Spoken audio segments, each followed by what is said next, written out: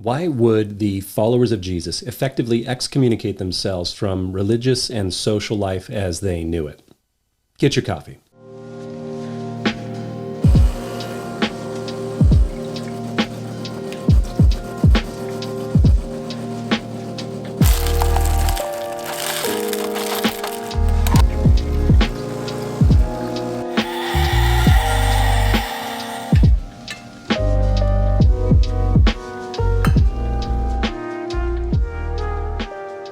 The conviction of the earliest followers of Jesus was that Jesus was the Jewish Messiah, the Christ, and that he was divine in nature.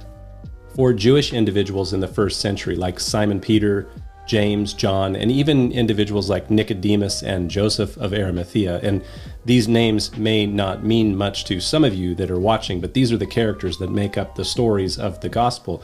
But the conviction of these individuals that Jesus was the Christ, the Son of God, was not without issue.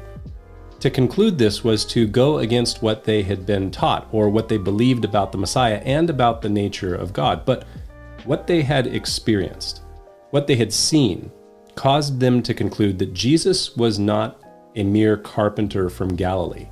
He was not just a man. The Jewish expectation of the Messiah at the time of Christ was that the Messiah would be a redeeming political figure.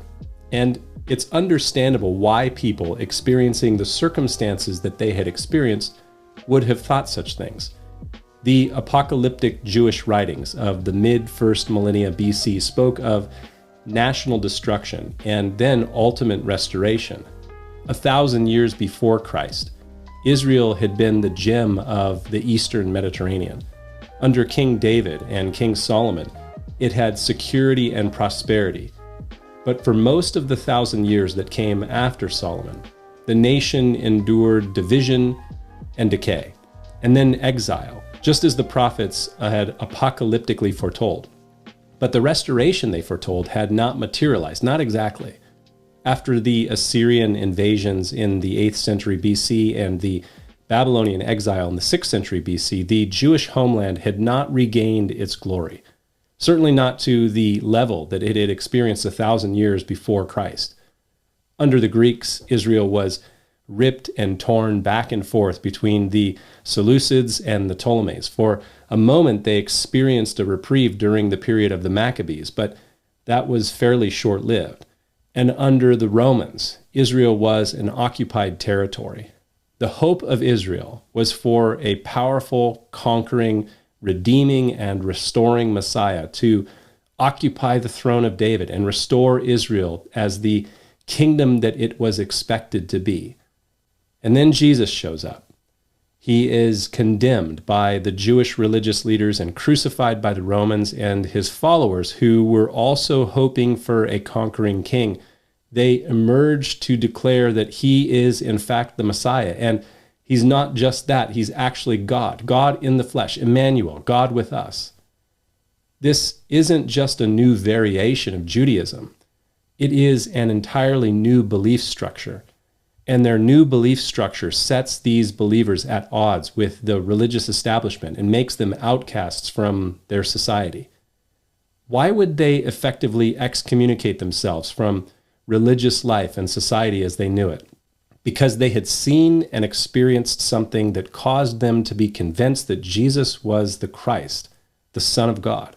One of his followers, John, writes in his gospel account, "Truly Jesus did many other signs in the presence of his disciples, which are not written in this book.